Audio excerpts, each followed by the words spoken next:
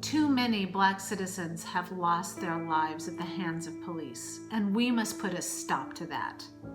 In 2019, Black people were 24% of those killed by the police, despite being only 13% of the population. Black people are 3 times more likely to be killed by police than white people.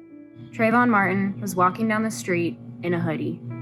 Eric Garner was accused of selling single cigarettes.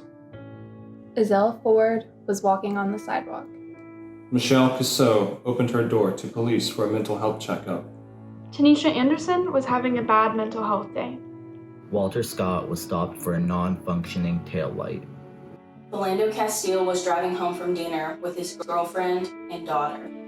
Tamir Rice was playing in his neighborhood park. Botham John was sitting on his couch, eating ice cream.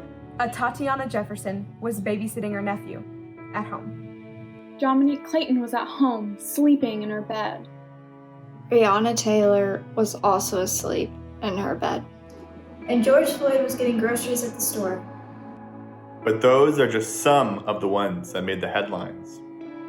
99% of killings by police officers from 2013 to 2019 have not resulted in officers being charged with a single crime. From slavery, segregation, systematic racism to police brutality, the U.S. has forgotten and mistreated its Black citizens for far too long. Right here in Knoxville, the Black poverty rate is 42%, and African Americans face additional barriers to education, entrepreneurship, justice, and more.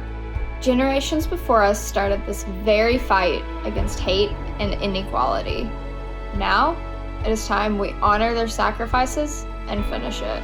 From ending the war on drugs to reforming police practices and creating new pathways out of poverty for our Black community, we must address the issues we face around systemic racism and injustice.